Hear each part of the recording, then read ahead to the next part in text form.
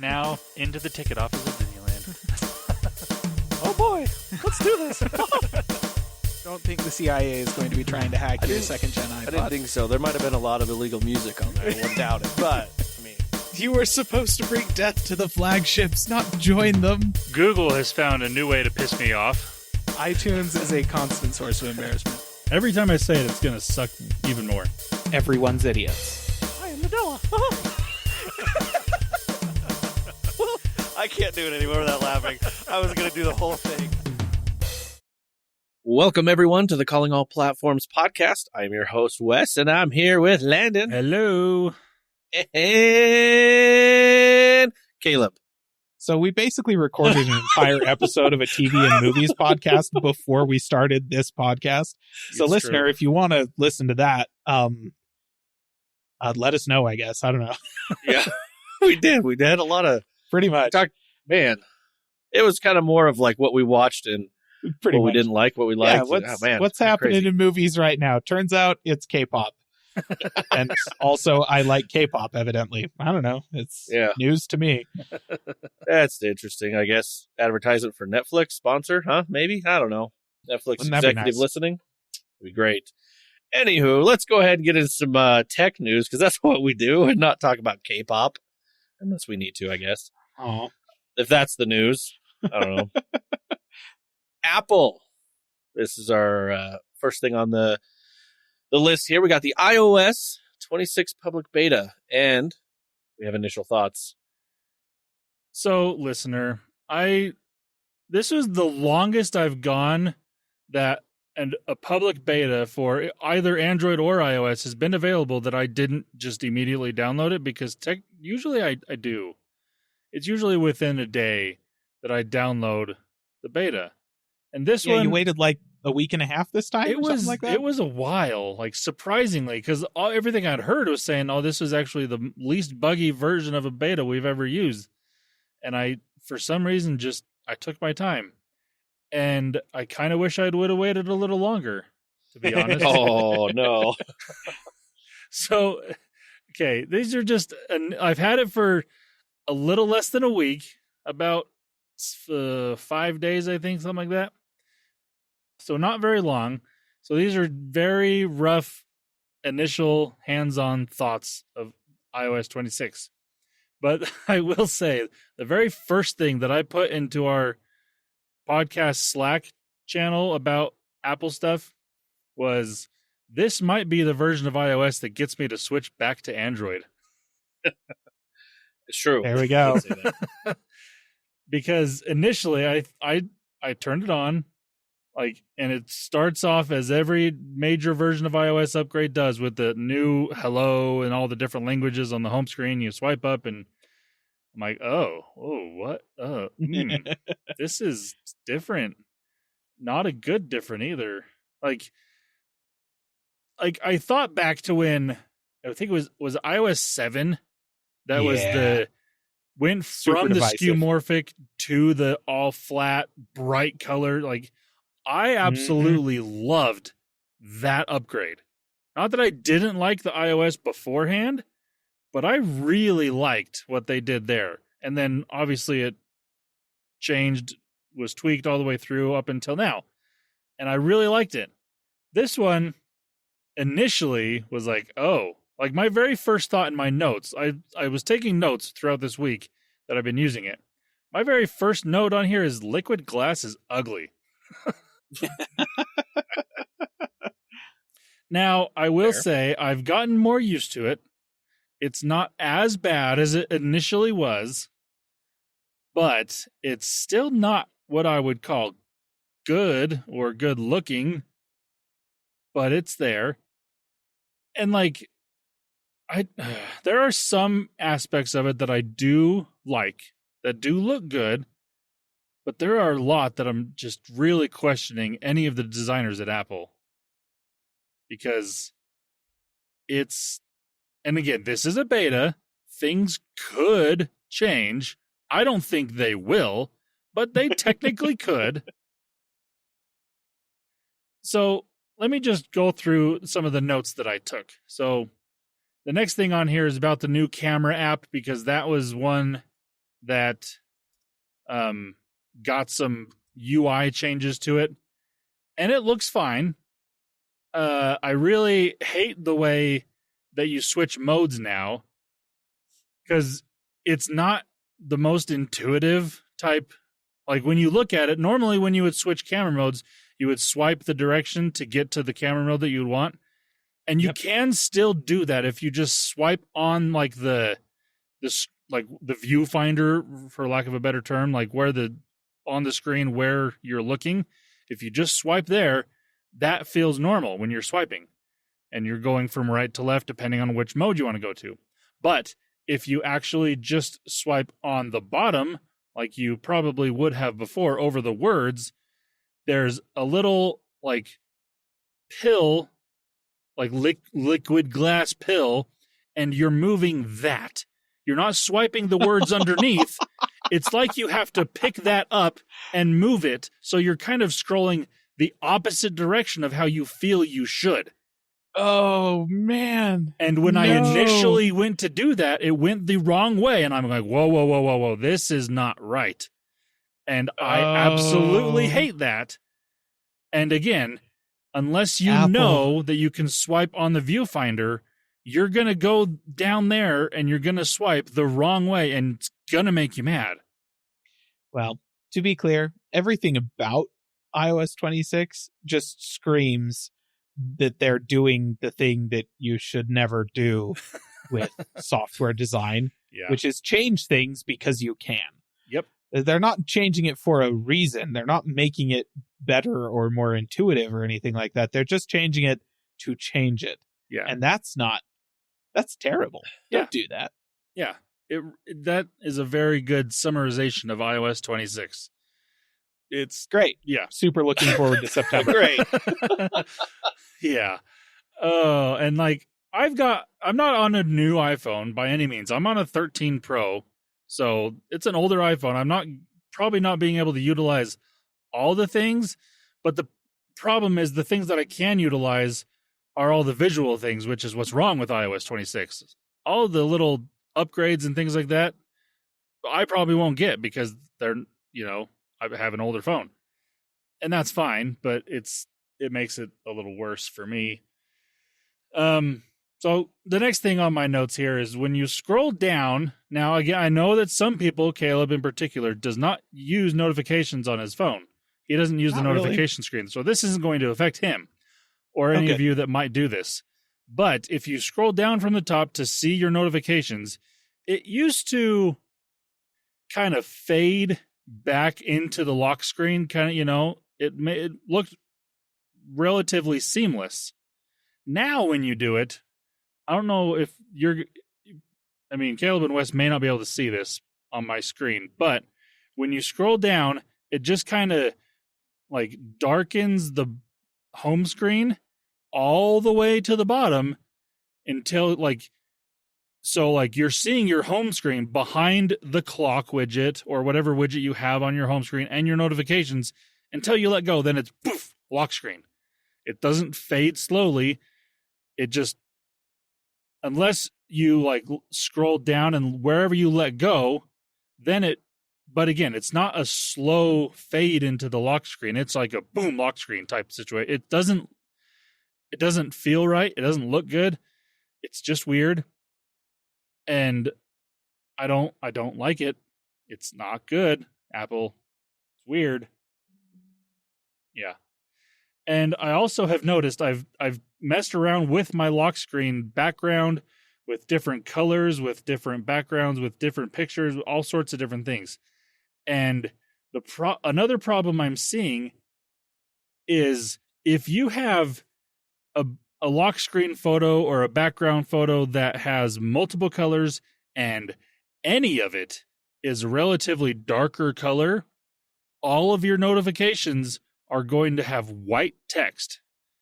So if you have, my photo is mostly a light blue color with a little bit of black in it and some white. So trying to read any of the notifications, because it's these little bubbles that they show up are the liquid glass bubbles, are mostly clear. Like, it doesn't really fade a whole lot behind what's there. And so trying to read white text on a pretty light colored background is not the easiest thing to do. Don't love that. I will say, though, if you do switch it to a solid color that's a relatively light color, it will change the text to black, making it a little easier to read. But that's if it's a solid color. And I don't know about you, listener, but I have never had just a solid color background on my, at least on the home or the lock screen of my phone. It's usually a picture of some sort. At least for me, that's how it is. Now, I know there might be some of you that do that, and that's fine. That'll be great for you when using this. But it's not great right now for me in that regard. And then this is just a weird thing that I noticed, and it's not a big deal. It just kind of is weird to me. But every time you swipe back to the home screen from either the notification page or from any app, it is as if you are swiping from the lock screen, like that initial home swipe when it kind of brings everything into the home screen. It's like that every single time. Whereas before, when you would swipe out of an app, it would that app would kind of morph back into its icon, and everything would still be where it was. It wouldn't all come in at the same. It's like you're unlocking the phone every single time, which is, again, not a big deal, just kind of weird and not great. That is something I think they could potentially change. But again, I don't know if they will, but that would be one of the easier things that they could fix from the beta to the when it actually comes out to everyone. Again, not a big deal, just kind of weird. Here's one thing. This is my favorite feature of iOS 26 by far. This is number one. I can finally change how long the snooze is in the default clock app. What, 9 minutes isn't perfect for you?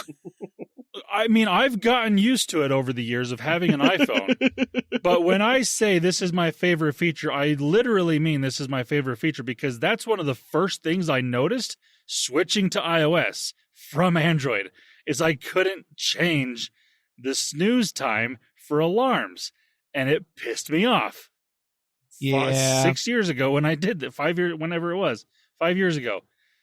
And so having that feature is awesome. I absolutely am so happy to have, and I immediately went in and changed a bunch of my snooze times that I have in different alarms because I love that. I switched to using my phone as my alarm from using actually, I guess technically I was using like one of those, the stupid old clocks that had two bells on the top and a little hammer that smacked them and that was my alarm for a while before I started using my phone as my alarm. And before that, I was using cheap clock radios and whatnot as my alarm clock. So I've never been able to adjust the snooze when I even had a snooze. Yeah, that's fair. So yeah, the bell clock was an attempt to get me to stop using the snooze because it doesn't have one. And what it actually ended up doing was making me late for work a bunch of times because I'd turn it off and then go back to sleep. Oh, so yeah, it didn't work. But then I switched to my phone and it was like, hey, your snooze is 9 minutes. And I'm like, okay. I've never been able to change my snooze, so it didn't really make a difference for me. Yeah, and again, for people that have been on iOS forever, that's not going to be their number one feature.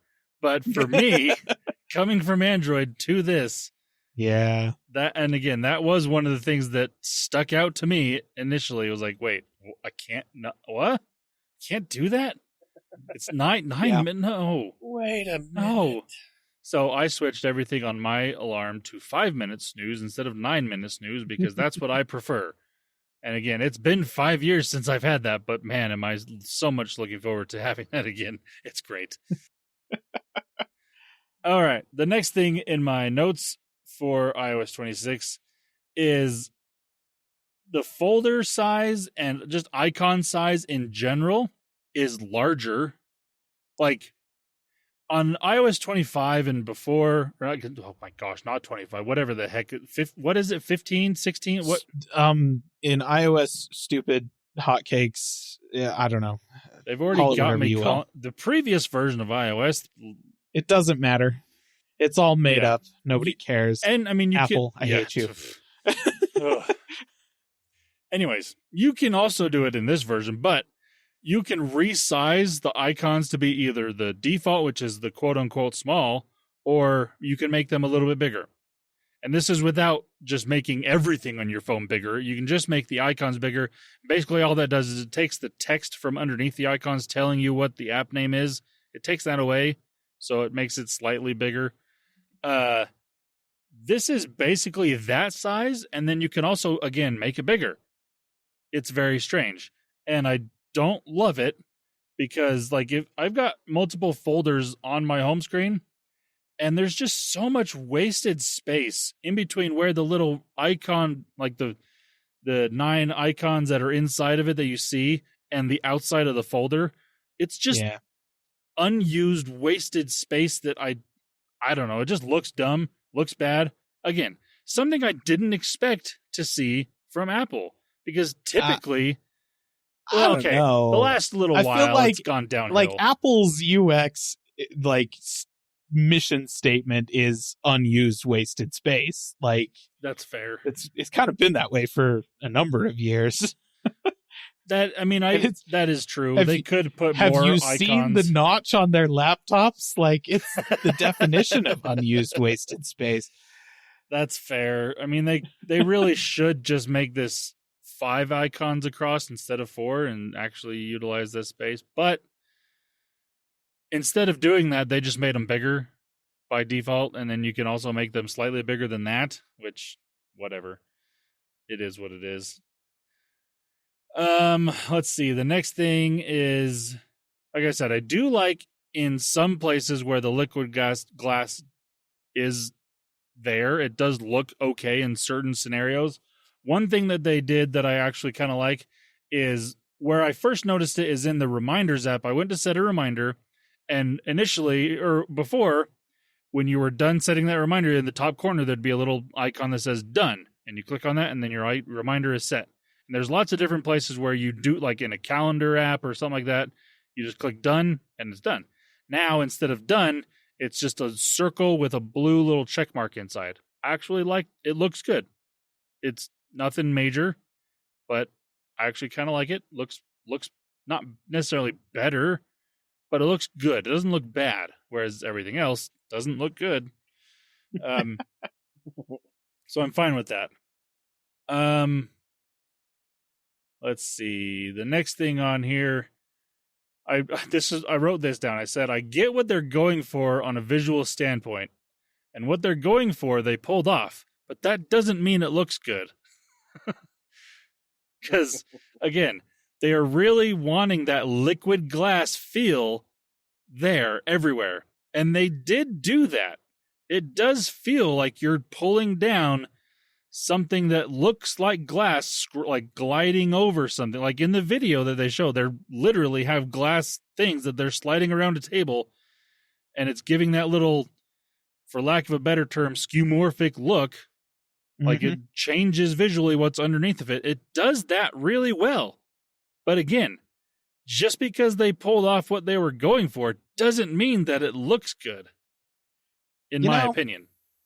I was one of the people who was not upset, but mildly bummed with iOS 7. Not that iOS 7 didn't look good, and not that it wasn't highly usable. I felt like it was highly usable. Yeah. And probably more usable than the previous, than iOS 6 and prior had been, with their emphasis on skeuomorphism. But I really liked the skeuomorphism. I liked how Game Center was a felt topped gaming table.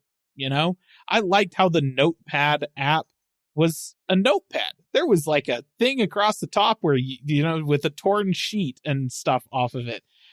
Like I really liked that stuff because it was whimsical and kind of fun. And I will say, I have heard a lot of people complaining about how the usability of liquid glass is worse than it was before. And I think that's probably true.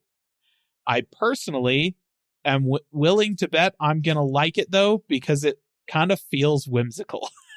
It looks more skeuomorphic than it did before.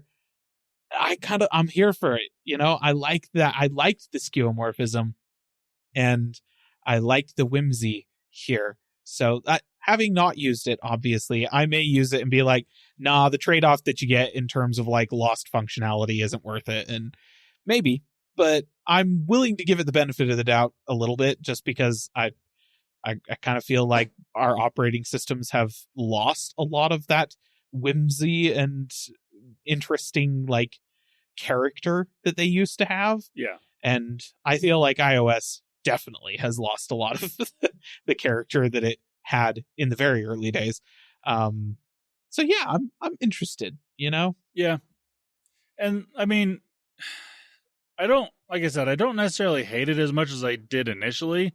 I've gotten used to it, and there are some of the visual things to it I actually do really like. Like I like the idea that they're going for of the 3D-ness of everything. Like all the icons look like they have depth to them.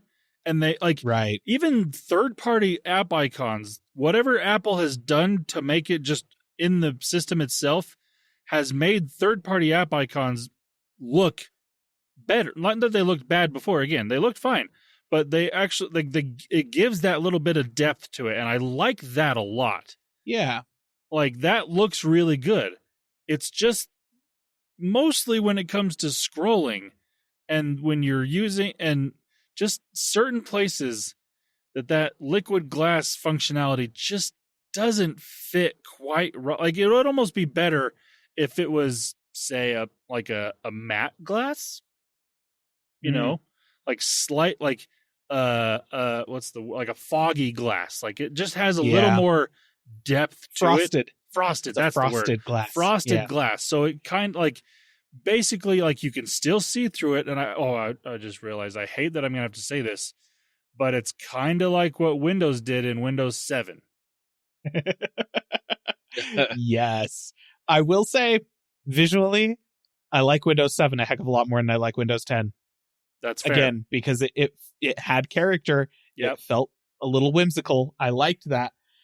And I think it's kind of funny that Apple was all like, yes, liquid glass, everything needs to look like it's glass, and kind of went with, okay, the only way that we're going to make it look like glass is due to the refractive nature of glass. Yeah. Right? It's all refraction, which, yes, glass is extremely refractive and it can be very pretty. And that does definitely make things look like 3D glass. However, that requires it to be clear. Yep. And for user interface elements in an operating system, having everything be see-through is problematic at best, So I feel like there would have been some benefit to, again, having some frosted glass. But if the only thing that makes it look like 3D glass is the refractivity of the stuff behind it, then frosted glass isn't going to look like 3D glass. You know why frosted glass looks like 3D glass in real life? It's because of reflection. It's stuff bouncing off of the glass that you can see. That's what gives it a 3D cast, which means they would have to be modeling some kind of a light source for your phone. And I'm going to be completely honest. If they had figured out how to use the ambient light of the room that you're in to determine a lighting direction from the light sensors in the Face ID sensor on the front of the device, and then use that to do some reflective like sheen and highlights on frosted glass UI elements, that would be the coolest thing ever. So maybe that's next year. That would be super awesome. But no, I hear what you're saying. Like, there's definitely some oversight involved with just the only way that this looks like 3D glass is if it's clear. Yeah. because we're relying exclusively on refraction and not reflection. And I think adding some reflection into it would allow them a lot more leeway to make the UI elements more usable. Yeah. And the other thing I thought of that I also hate to compare, like I'm not comparing it to Windows 7, but I think if they kind of went with that look, it would probably function better. Mm-hmm. And the other thing that I'm going to compare it to, again, unfortunately, because I didn't like this either, was Samsung with the Galaxy S3. They were going really hard on the whole nature aspect. Like they wanted the liquid, like literal liquid of like water droplets on pebbles and stone, and like that was their whole UI thing, was water. And that's kind of what this reminds me of, just in a glass form versus liquid form. Like their UI that they had on the Galaxy S3 is sadly what I now think about. And I really hope that goes away, because I hated that too. This was back when they were calling it TouchWiz, right? Yes, that was still TouchWiz. That was before it became One UI, and I absolutely hated TouchWiz on my Samsung phone. The most aptly named UI design ever. Yeah. But that's what it felt like you were doing. Yep. Touching whiz. I mean, if it would have been like Cheese Whiz, that would have been a much better scenario. Still kind of gross. But at least it tastes better. Yeah. Anyways. Oh gosh, the screen rippled when you touched it. Is that true? Yes, it did. What? It really did. Wow. Okay, that's... At least the lock screen did. I was looking at like pictures of it here, and I'm all like, I don't know. This seems generic and fine, whatever. But then there's a picture of somebody like tapping it in a bunch of ripples, and I'm like, oh no, Samsung, why? Yeah, that was a fun one. But I mean, this is the last thing that I wrote down, is basically what it comes down to. It's too clear. And I kind of mentioned that before. Like if they kind of went with that more frosted glass look, or just maintained some of the elements of what it used to be. Again, one of the biggest things to me that just I don't understand is that scrolling down to your notification page, and it just, like, you can see your home screen and it's not blurred at all. The only place that it's actually blurred is where you have a notification. Other than that, it just gets a slightly darker underneath until you let go, and then it's your lock screen again. Like, just bam, lock screen, or bam, home screen. It just, calm down, Apple. Make it fade into view or fade out of view. One of those, please. Like, and it's funny because like when you scroll down for Control Center, it does fade everything in the background. Like everything. maybe that's a bug. Let's hope that's a bug. I really hope not, because that would be absolute nightmare. And like the look of Control Center, everything's more rounded. Like it. I mean, the pictures, you've seen pictures that, I'm sure, listener, but that doesn't look too bad. But again, that's because the background isn't making it look horrible, because it's blurred out. Whereas everything else, they're really, really going for that see-through glass aspect of it. And it's too much. It's too clear. And again, I don't like I said, this is a beta. They could change it. I don't think they're going to, because this is what they want it to be. And this is Apple, and they know better than you do. They've said it since the beginning. They know. True. They will tell you what you want and what you like, because that's just how they function at Apple. I mean, listen, this is also the company that gave us a hotkey that you can hold down on the keyboard of your Mac when you are doing anything to slow down the animations in the OS so that you can watch them. Like if you're minimizing a window and it does the whole like shoop, where it like shrinks down into the dock. If you hold down, I can't remember what it is. It's like Alt Shift or something like that. When you do that, it will slow down the animation so that you can watch the thing in slow motion just slide gracefully down into the dock. I didn't know This that. company does really weird stuff with their UI sometimes. And generally speaking, I have found it either all ends up being innocuous or works out in the end. iOS 7 is a decent example of that because it was such a stark shift and they made some questionable design choices as a result that they then backed off from later.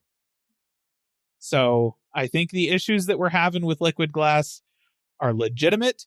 They'll probably back off later. I think that having frosted glass with some kind of reflection to it, as opposed to just refracting the image below it, that seems like a reasonable solution. And I bet we're going to see stuff like that in the future. But I think you're probably right. Not in iOS 26. No. That's going to be an iOS 27 or later thing. Yeah. So, yeah, those are my initial thoughts on iOS 26. It's fine. It's just it could have been so much better, I think. So, hopefully things I feel like you just improve. described my reaction to every version of iOS. It's fine. Could have been so much better. Yeah. I mean, to be That fair, that describes is my experience. that is basically any update when it comes to physical hardware or software, or it's like the last 5 to 10 years have been, it's fine. It could have been so much better, but You know what? The new is. Mac Mini was not that way. That's true. That's an That's true. absolute slam dunk, that computer. So, One but thing no, out of generally 10 speaking, years. you're right. So when we find products that don't feel that way, that aren't just like, it's fine, but it could have been so much better. It's actually like, honestly, I can't see how this could have been any better. That feels like a mistake, you know? Well, Like, they there's let it slip through. the other thing that stands out to me as being not it's fine, but could have been so much better is unfortunately in the opposite direction where it could have been so much better and it's not fine is the trash can Mac Pro. Yeah. It's not fine. I see what they were going for, but nope. Nope. Here's the worst part. If they released the trash can Mac Pro today, it would sell like crazy. Everyone would love it. Yeah. Because with Apple Silicon in it, like that thing could be cooking with an M whatever Ultra chip and it would stay whisper silent, super powerful, tons of ports, like all like, you know, because the thing shipped with 6 Thunderbolt ports on it. Yeah. Like it was kind of wild. So no, if they re-release the trash can Mac Pro with Apple Silicon in it, it would honestly slap. That would be such a cool computer. I mean, that body was built for Apple Silicon before they had Apple Silicon, unfortunately. Yep. Instead, they tried to shove an Intel Xeon chip and 2 AMD graphics cards into it. Man. It was a terrible idea, as it No. turns out. No. You know, okay, I just thought of this. iOS 26 was, I mean, yes, Johnny Ive was more on the design thing when it came to hardware, but this is, if Johnny Ive were to design software, this is what you get. Like, at the tail end of Johnny Ive's career at Apple, he probably had this somewhere in a folder and someone found it and like, oh, let's try that out. That's what this is. No, honestly, though, it probably wasn't. It was when they were cleaning out his desk and it was his earlier sketches. Because iOS 26 feels an awful lot like the Johnny Ive that designed the original iMac and the iMac G4 and the Power Macs, like the Power Mac G4 and stuff like that, with the translucent plastics and the interesting shapes and stuff like that. It kind of feels like that. But here's a key difference. He did know when to make parts of the computer not see-through. Yeah. So maybe they missed that part in his sketchbook. Well, he also had Steve Jobs telling him, no, don't do that. Do this. That's true. And then when he stopped having Steve Jobs telling him, no, don't do that, we got the 2016 MacBook Pros. Yeah. So, yeah. That kind of does that. All right, well, let's go ahead and let's move on to some Google. The first one on here is, it's working! It's working! Not quite was what I was not going the- for I there. was going to say, that wasn't Anakin. He was Yeah. doing the Anakin one. It's totally. I was Anyways, trying. Because I he's a figured I'd Star try Wars something. guy. I'm sorry. I'm not much of a Star Wars guy. It's working! It's working! there you go. Caleb got it. Anyways, You got it. so when it comes to Google and it actually working, what I'm referring to is there's hopefully the pressure that literally everybody has been putting on any Android OEM to put MagSafe inside their phones. It appears that it's working on Google, maybe. Yay! So this past week, there was a leak by Evan Blass, which, if you haven't heard of Evan Blass, listener, he's one of the best leakers and has been for a long time when it comes Of to Apple stuff primarily. a lot of Apple stuff. He's done really well when it comes to Google as well. But he had put out a thing that showcased some, basically some renderings that you would see on Google's website of the new Pixel 10 phone. And then underneath of it, he's got a picture of what appears to be the Pixel 10 with basically an identical looking MagSafe charging puck. Like, it looks like Apple's MagSafe charging puck slapped on the back of the phone, which heavily implies Qi 2 charging on the Pixel 10. And between iOS 26 and that, I might be buying a Pixel 10. Who knows? We'll There you see. go.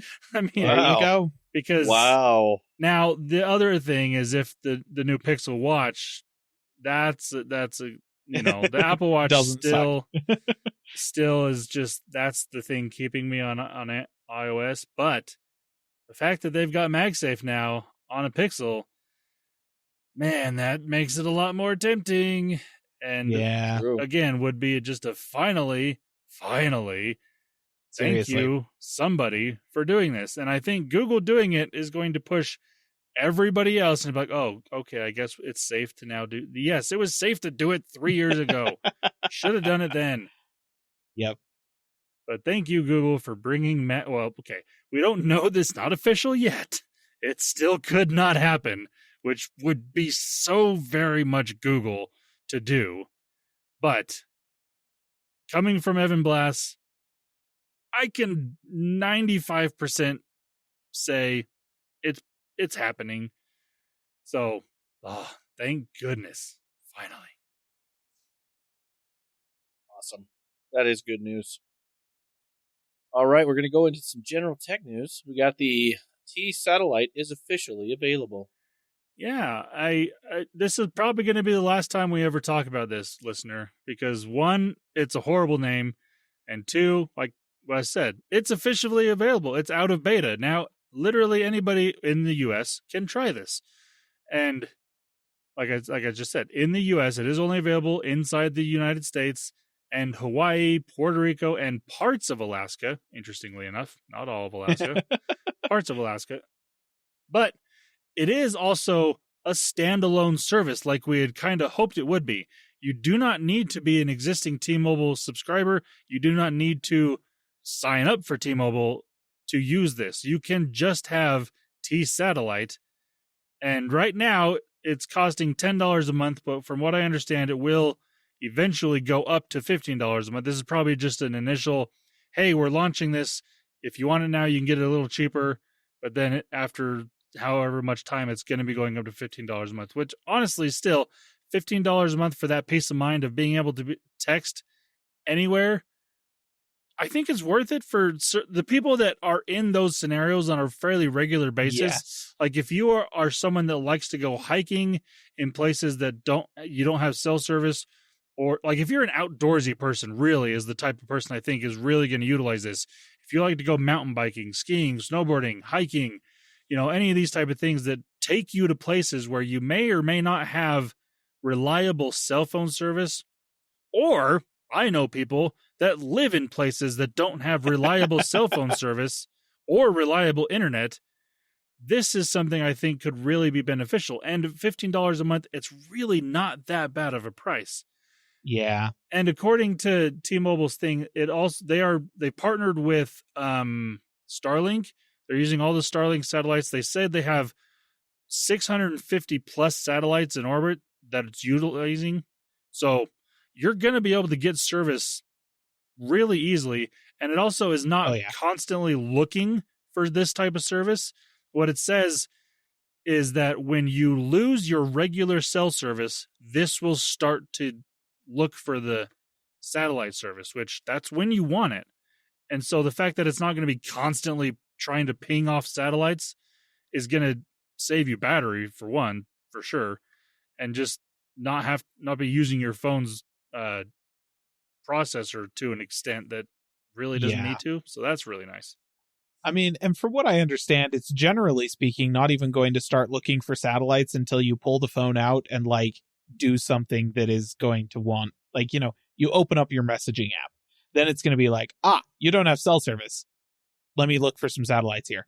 Yeah. And I feel like the people that are going to benefit the most from this are people who are hardcore outdoors people who have been for years doing backcountry hiking or mountain biking or, you know, like backcountry skiing, cross country stuff.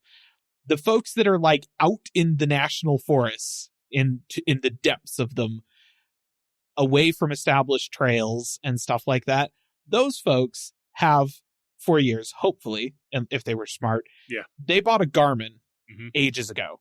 And they are using the satellite connectivity that has been available to those Garmins as an option for sending SOS messages, essentially. And they already have something that is probably more reliable and honestly probably going to work better than this. But all of the folks that are, again, enjoying our public lands in this country with their ATVs, dirt bikes, whatever, they're staying on relatively established trails for the most part, but they spend a lot of time up in the hills or wherever away from the cell coverage of any kind. Honestly, they're up there camping. I myself enjoy going camping in the national forest where you can't get cell signal, or you're just going for a hike on a well-established hiking trail, or you are honestly just daily commuting through areas that don't have cell service. Like, you know, we, all three of us, are well aware of a canyon that a lot of people drive through every day, has no cell service for the vast majority of it. And if accidents happen, it's like 30 minutes before they can even start sending a paramedic to you because somebody's got to drive out in order to get service to send it back in. So, you know, like, situations like that where you're not necessarily relying, like, you don't want to pay a bunch of money, hundreds of dollars for a dedicated piece of hardware that is your super reliable, super long lasting lifeline to emergency response. But you do find yourself semi-regularly in backcountry situations for whatever reason, whether it be recreation or just your commute where you don't have cell service. It might be worth it just to grab this, just for the peace of mind to know that if I do get in a wreck here and there's no other motorists around, I'm going to be able to call for help. So it's nice to have that as an option for people who just, like, you just have to have a semi-modern smartphone from pretty much any brand at this point, I feel like. Yeah, there is it's somewhat limited list of phones that you can choose from. I think right now the only Pixel phones is the Pixel 9 phones that can utilize this. Yeah, so it's got to be a phone from the past couple of years. Yeah. Like, it can't be older than that. But like, I think Samsung, you can go all the way back to the S21. Yeah. And then iPhone, I think, goes back to the iPhone 13. Oh, and 13. Oh, okay. I think so. I thought it was the 14, but yeah, that's cool. And then, like I said, Pixel phone, the Pixel 9 is the only one that can utilize this right now. And there's other phones from different OEMs that also have this ability. They do, like, T-Mobile does have a list of phones that work with this. And you can, if you're interested, I would just go to their website and look to make sure your phone does work before signing up. And if you really, really need it and you don't have a phone on the list, it's not that big of a deal to go buy a new phone, because if you don't have one that supports it, it's probably time for an upgrade anyways. Yeah, that's fair. So, right, yeah. Landon? Yeah, yes, I am very much due for an upgrade. That's for sure. Same. All right. Well, let's go to the next subject. We've got a PSA for AT&T users. Yeah, I said so. I put that for AT&T users. Yes, technically this would be for AT&T users, but it's probably for only 3 of you, and you're probably not listening because I had never heard of this service that AT&T provides, and I was an AT&T customer for almost 15 years.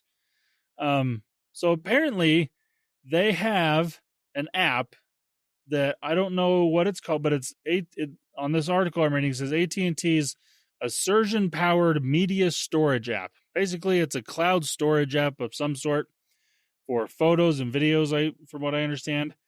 But they're going to be shutting down this service entirely on February 1st of 2026. So you have a little while, but if you, again, are one of maybe 5 people that ever utilized this, go and get all of whatever whatever media you have stored in this and get it off, put it somewhere else. If you want ideas of where to do that, go listen to the last episode we recorded.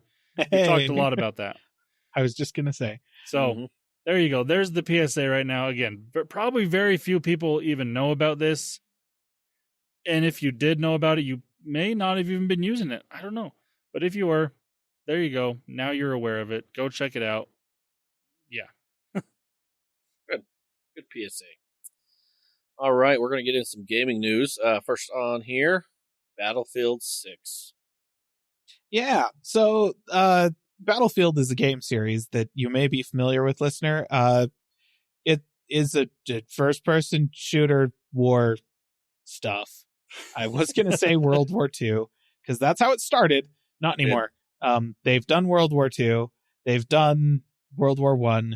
They've done the incessant onward march of quote-unquote modern warfare, like military fantasy stuff that Call of Duty has done. They've also done that.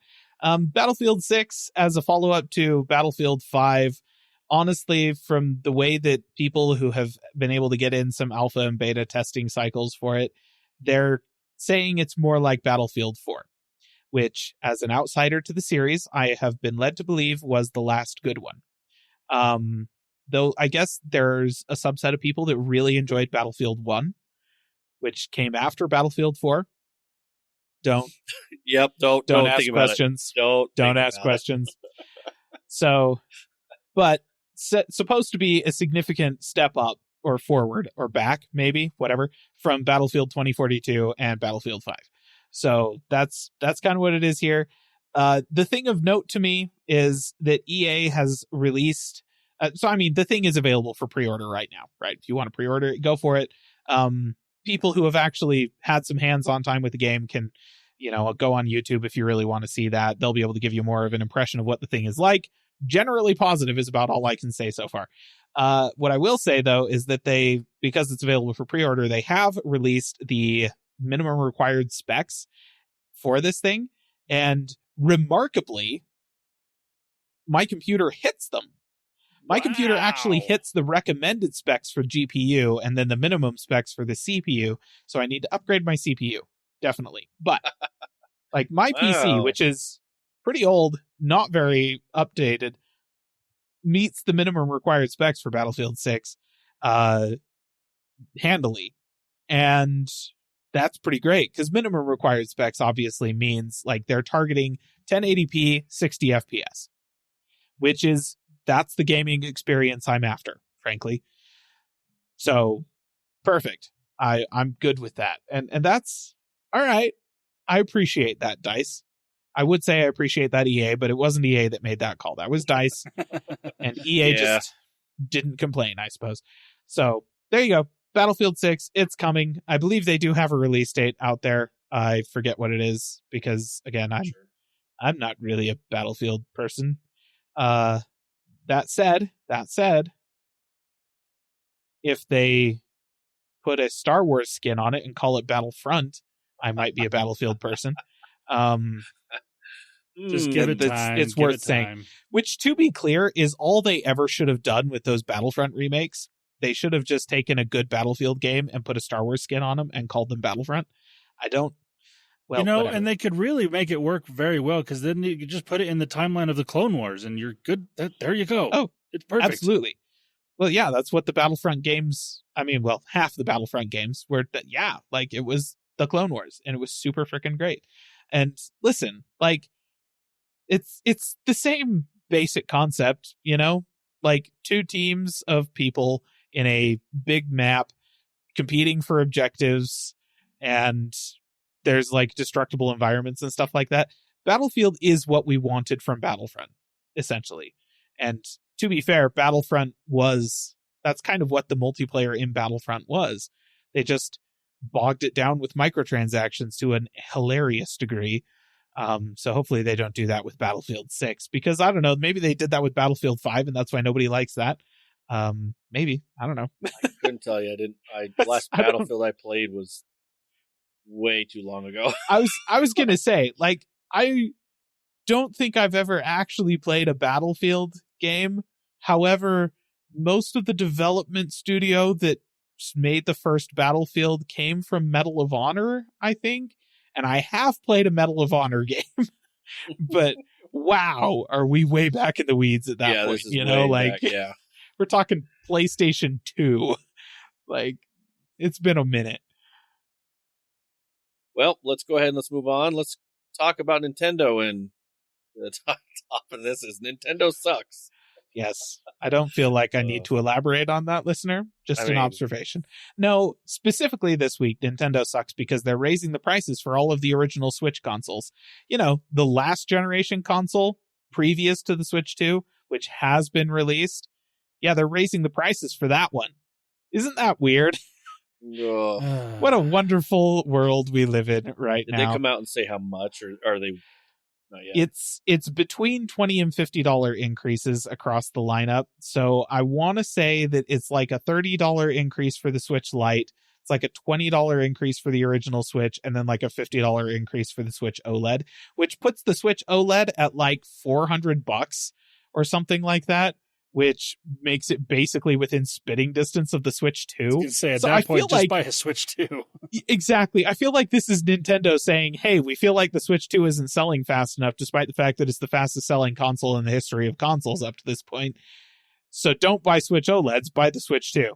And this is how they're accomplishing that. I don't get it. It doesn't make sense to me. And I don't know. Nintendo, I feel like the thing to do in this case would have been to either not raise the price or just stop making the console and sell off what was left. I feel like those were the things to do. But what do we know? They didn't. I don't know. I guess I'm not running a multi-billion-dollar company, so should I talk? If your goal is to make profit, Nintendo is doing a great job. But I find that I strongly disagree with anyone whose primary goal is to make profit in life. So Nintendo sucks. All right, our next topic here, brought to you by Caleb, is Microsoft sucks. Okay, so this one was not going to be a topic, listener, until Wes asked me to do an experiment right before we started recording. I did. He wanted to know something about cloud gaming on PC Game Pass versus Game Pass Ultimate. Essentially, the outcome of that conversation is cloud gaming is not included with PC Game Pass. You have to have Game Pass Ultimate. Okay, whatever. Moving on. Yep. I discovered that if I go into my library on the Xbox app on my PC and I, just look at the games that I own, right? Not the games that are included with Game Pass, only the games that I own. It's a slightly inflated list. Minecraft has 4 different entries here, because there's the insider version and then Minecraft for Windows and the Java edition. And then the launcher is a separate app on the whatever. And then I've got 2 separate ones for Sea of Thieves and the Sea of Thieves insider build. This seems weird. But what really caught my attention is that at some point over the past 10 years, Microsoft decided to add Candy Crush Saga to my library of owned games. Now, to be clear, why would you include that in a library of owned games? It's free. But even worse than that, I have never once in my life on any device, regardless of whether it was signed into my Windows account or not, ever downloaded or launched Candy Crush Saga. I have never played a millisecond of this game, and it's in my list of owned PC games. What the actual F is going on here? I don't know, but I'm super peeved, and I blame Microsoft. I blame Microsoft. There you go. That's my little rant I just needed to get out about this. I'm glad you were able to rant. I'm sure Frickin' we need to know. like, list underneath it just says time played NA. Of course. I've never. Well, let's go to the next subject before Caleb has a aneurysm. Before? The next thing we want to talk about on here is actually the July update for Xbox. They delivered features for basically the PC gamers. Yeah, it's called Candy Crush. Candy Crush. You get Candy Crush. This is the worst update ever. I was asking Caleb if he actually had PC Game Pass, because the article that I was reading, which comes from Thurrott.com, it didn't clearly say something. So one of the features that we were talking about was streaming your own games on PC. That's not games that are brought to you by Game Pass. It's like the ones you've actually purchased. And it says, so this was something that was previously tested. We did mention it real quick in an insider program, but now they've just went ahead and put forward to it. They said there's 250 plus compatible games that you can just stream. You don't have to download. You can just stream it with no, like I said, no additional downloads. No, and it says no purchase is required. But in here, it didn't say if you had Game Pass or what's tier of Game Pass. So that's why I was like, oh, I was curious to see, just so that I could report on it. Shows you're going to have Game Pass Ultimate, which,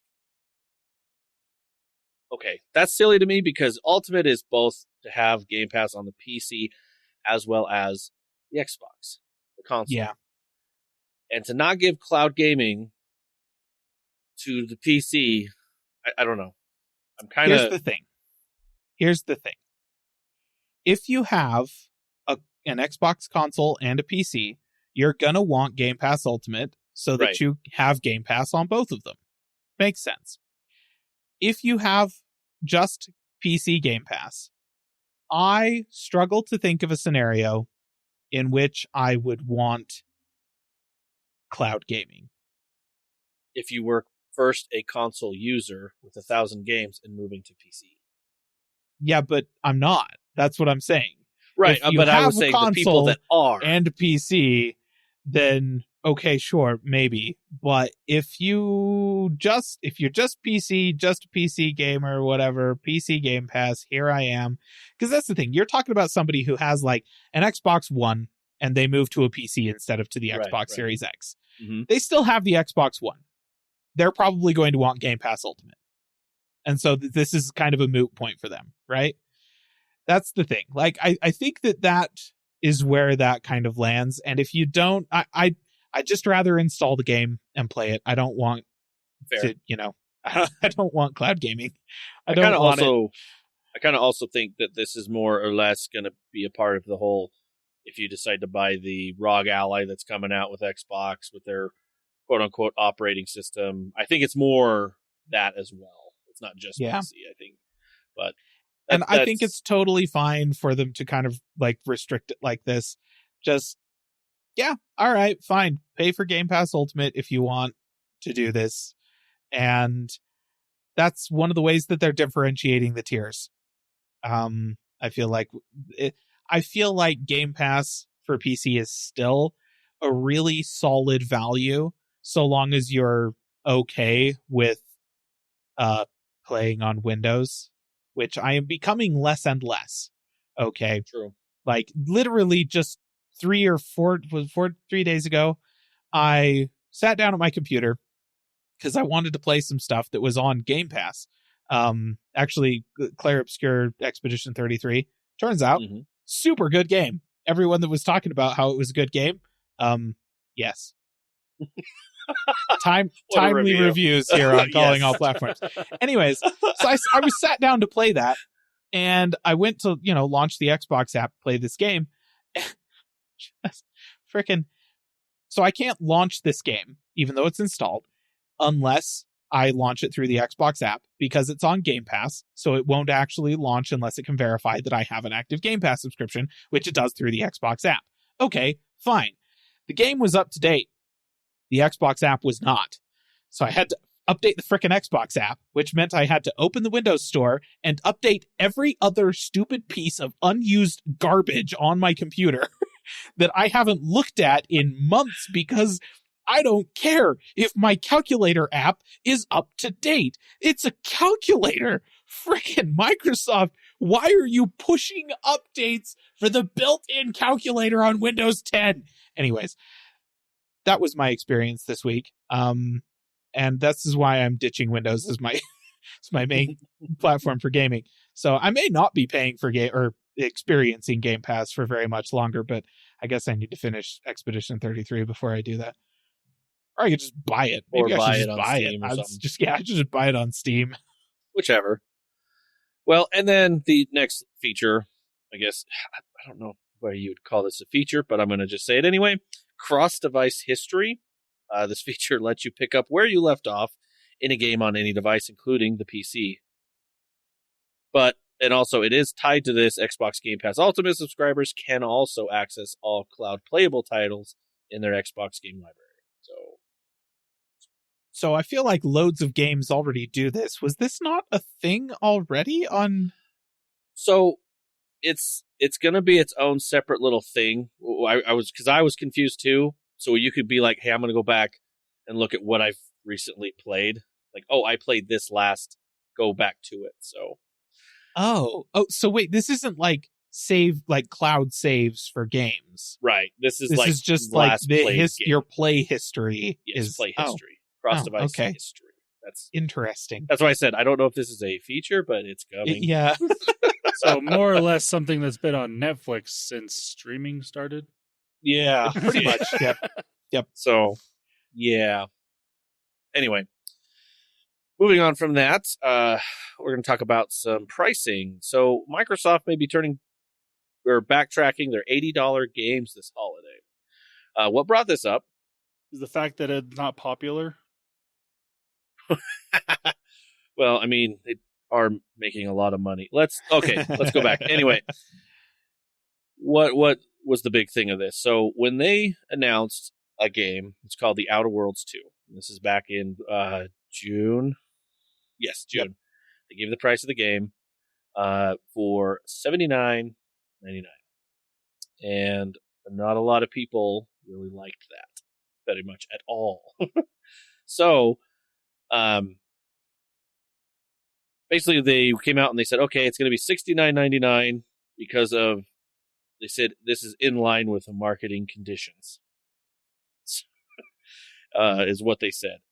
And so they did it, so we think we can get away with it too. Yeah. I think what happened was they wanted to be also with it, but then other games, big games that were coming out, were saying like Borderlands, and all these other games were like, no, we're going to stick with the $69 price.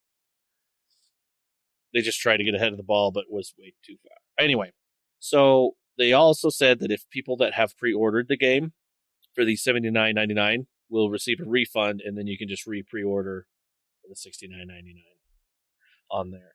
And then they did say that they are looking into the holiday season games that they might be releasing, and they won't be the $80. Some of them may, some of them won't. I guess we'll see what Black Ops 7 does. Who knows? But yeah, so yay, good. I mean, we'll see. It's funny to me because, like, yeah, Nintendo did this, and other people think, oh, we could probably do that too because Nintendo's doing it. The difference is, Nintendo people are similar in a way to Apple people, the really diehard, like, I have to buy the next thing they give me no matter what it is. The people that bought what the freak is that stupid headset called? I don't even care anymore. Apple's headset, what is that thing? The Apple Vision. AirPods? No, Apple Vision. That kind of headset. Yeah. Well, okay. I mean, also I'm sitting here like an audio headset with a mic. I mean, boom also mic. I don't think they've ever. I mean, that also makes me think people that bought the AirPods Pro or AirPods Max, they're the same type of people. Yeah. Those type of fans of like Lego has those same fans, or not? Wow, Nintendo has those same fans. Lego kind of does too. But Nintendo has those same fans that they are just going to buy whatever Nintendo puts out. And Nintendo can kind of get away with that for their first-party games because they know people are going to buy those first-party games.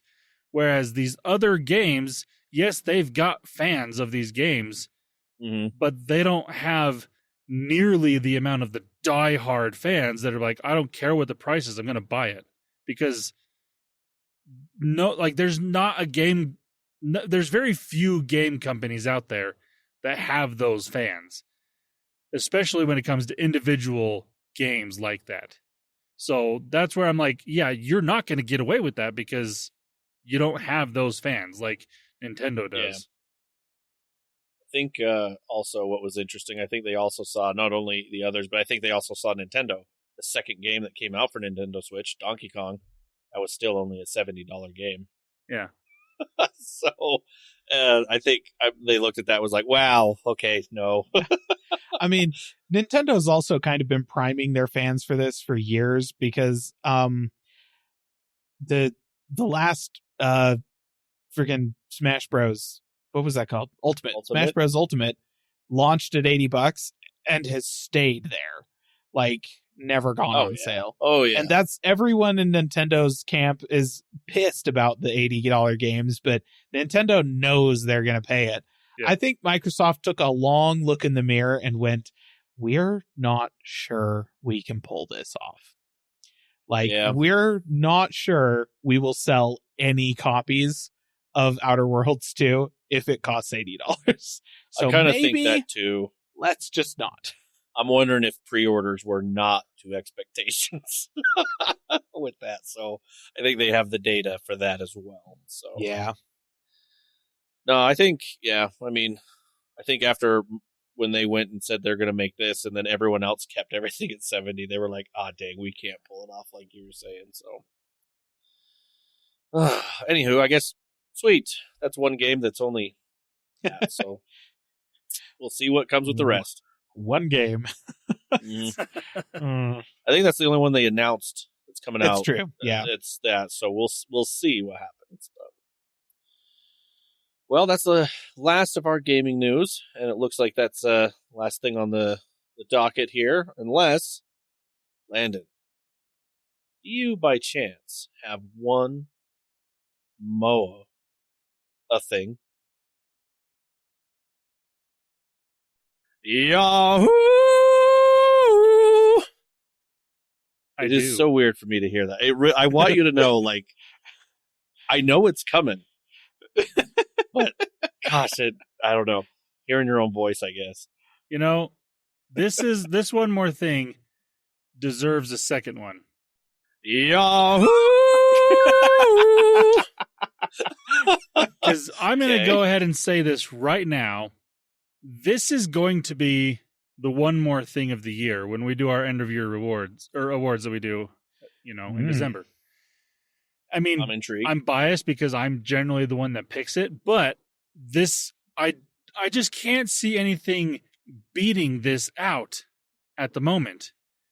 Because, listener, I mean, we don't do a video podcast. We've talked about it. It might come out or it might happen someday in the future, but as of now, we don't do one. If we did, you would see that if you look in the back, well, you can't see all of them. But, I mean, it would be a lot if you could. But I'm a big fan of Lego. I mean, that's kind of the Freudian slip that happened a few minutes ago. That's true. I would be one of those diehard Lego fans that just buys everything if I had the money for it. I don't have the money for it, but I would be if I had money. Yes, new Lego set, take my money. I want it.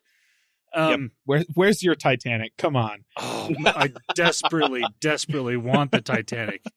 Like, my two dream sets are that Titanic and the UCS Millennium Falcon, both of which are like $800, and I can't afford either of them. Yeah. I desperately want those. But no, like, I have a lot of Lego sets. And so when I saw this that come out this past week, I'm like, oh my gosh, this is actually in the realm of something I can buy. Now, if you haven't caught on yet, this is Lego involved, but it's also gaming related, because Lego has come out with a nearly 1-to-1 aspect ratio original Nintendo Gameboy. And I saw this. Absolutely love it. And it's only $60, so it's not cheap, but it's not expensive either. It's coming out in October 1st, so you still have a little while to save up some money to buy this, because if you're listening to this podcast, you probably want it.